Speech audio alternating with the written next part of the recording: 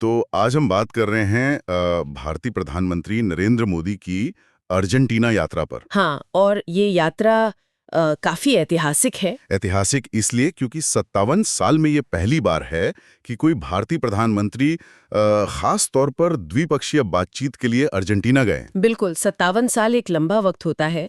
प्रधानमंत्री Buenos Aires पहुंच भी चुके हैं और उनका औपचारिक स्वागत भी हुआ है। और ये वो 2018 वाली G20 यात्रा से अलग है। हाँ, बिल्कुल अलग। वो तो G20 समिट थी, मतलब बहुपक्षीय मंच था। इस बार तो सारा ध्यान सिर्फ भारत और अर्जेंटीना के आपसी रिश्तों पर है। अच्छा, और सुनने में आया कि वहाँ भारतीय समुदाय ने भी काफी गर्मजोशी दिखाई। हाँ, बिल्कुल। खबरों के अनुसार मोदी मोदी और भारत माता की जय जैसे नारे भी लगे। कुछ सांस्कृतिक कार्यक्रम भी हुए स्वागत में। और विदेश मंत्रालय के जो प्रवक्ता हैं, उन्होंने भी इसे भारत अर्जेंटीना संबंधों में एक आप कह सकती है नया अध्याय बताया है। नया अध्याय। तो इसका मतलब मुख्य उद्देश्य क्या है? राष्ट्रपति जेवियर माइली से मुलाकात। हाँ, राष्ट्रपति माइली के साथ जो मौजूदा सहयोग है अलग अलग क्षेत्रों में, उसकी समीक्षा करना और आगे कैसे इस साझेदारी को मतलब और मजबूत किया जाए, इस पर बात करना। सही। और ये भी ध्यान रखना होगा कि ये प्रधानमंत्री के 5 देशों के एक बड़े दौरे का हिस्सा है। बिल्कुल, ये तीसरा पड़ाव है। पहले ट्रिनिडाड और टोबैको। हाँ, और अब अर्जेंटीना। इसके बाद ब्राजील जाना है ब्रिक्स शिखर सम्मेलन के लिए, और फिर नामीबिया। अच्छा, तो इसका मतलब ये यात्रा एक व्यापक रणनीति का हिस्सा है। सही कहा। इसका समय और ये पूरा संदर्भ इसे और भी अहम बना देता है। तो अहम तो है, पर सवाल ये उठता है कि 57 साल बाद अचानक इस द्विपक्षीय यात्रा पर इतना जोर क्यों? किन खास क्षेत्रों पर फोकस है इस बार? देखिए, ये एक अच्छा सवाल है। दुनिया बदल रही है ना? और वैश्विक समीकरण भी, सप्लाई चेन बदल रही हैं। हाँ। भारत भी अपनी जिसे कहते हैं रणनीतिक स्वायत्तता वो बढ़ाना चाहता है, नए पार्टनर्स ढूंढ रहा है, और इस लिहाज से अर्जेंटीना काफी महत्वपूर्ण हो जाता है। तो किन क्षेत्रों में ये साझेदारी दिख रही है? विदेश मंत्रालय के हिसाब से देखें तो कई मुख्य क्षेत्र हैं।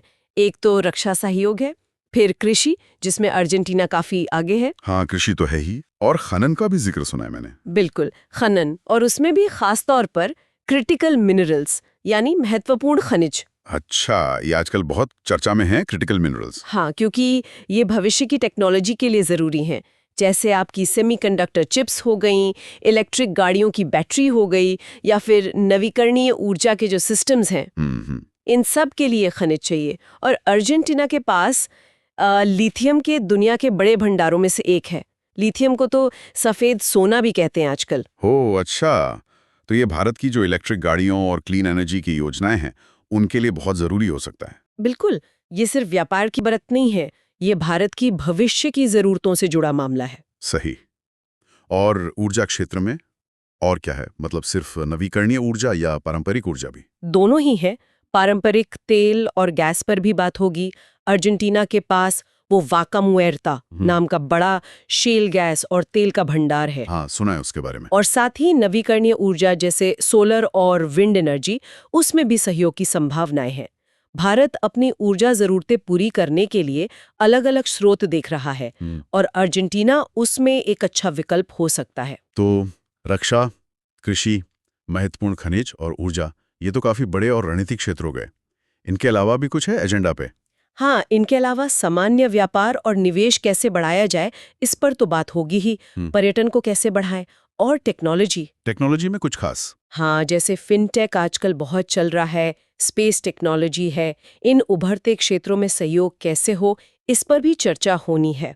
प्रधानमंत्री ने अपने जाने से पहले वाले बयान में भी कहा था कि अर्जेंटीना लैटिन अमेरिका में हमारा एक प्रमुख आर्थिक भागीदार है और G20 में एक करीबी सहयोगी भी। G20 का जिक्र भी अहम है, दोनों देश सदस्य हैं। बिल्कुल, और G20 जैसे मंचों पर अगर समान सोच वाले देश मिलकर काम करें तो वैश्विक मुद्दों पर भारत की बात का वजन बढ़ता है। ये सिर्फ 2 देशों का मामला नहीं, इसका असर G20 जैसे ग्रुप्स पर भी पड़ सकता है। निश्चित रूप से।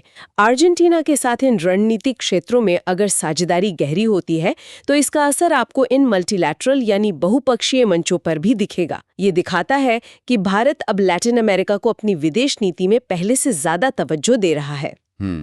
तो कुल मिलाकर देखें तो ये सिर्फ एक रूटीन विजिट नहीं लग रही, ऐसा लग रहा है कि भविष्य के लिए एक मजबूत रणनीतिक साझेदारी की नींव रखी जा रही है। हाँ, बिल्कुल। खासकर उन क्षेत्रों में जो आने वाले वक्त में बहुत मायने रखेंगे। सही कहा। और यहीं पर शायद एक सोचने वाली बात भी छोड़ सकते हैं हम अपने श्रोताओं के लिए, हाँ जरूर। कि ये जो महत्वपूर्ण खनिज और ऊर्जा जैसे रणनीतिक क्षेत्रों में रिश्ते मजबूत हो रहे हैं, इनका लंबे समय में दोनों देशों के लिए क्या मतलब होगा, खासतौर पर जब हम G20 जैसे समूहों में उनकी भूमिका देखते हैं। इस उभरती हुई साझेदारी का वैश्विक मंच पर क्या असर हो सकता है, ये सोचने वाली बात